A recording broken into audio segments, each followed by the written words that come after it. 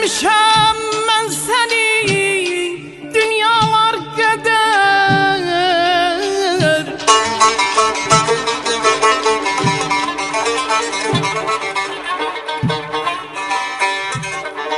Sevmişəm mən səni dünyalar qədər. Sevən ürəklərdən nə qəm, nə kədər. Sil gözün yaşını, axıtma hədər. Qoçkor oğlu tək qaynayır qanım. Can deyirəm sənə Azərbaycanım.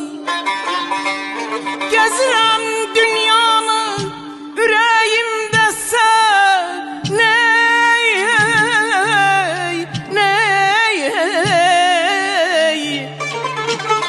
gəzirəm dünyanı, ürəyimdə sən. Arzu kamımda, diləyimdə sən. Hayana geçsem de yüreğimde sen. Azerbaycanımsan, can Azerbaycanım.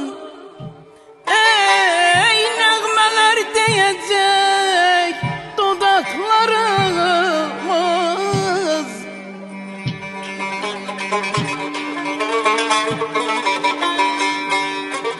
Nəğmələr deyəcək dodaqlarımız.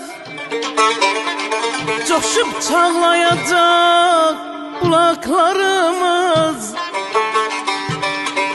Bir daha sönməyəcək ocaqlarımız. Sən ana yurdum, azad mekanım, Azərbaycanım. Sen canım kanımsan, Azərbaycanım.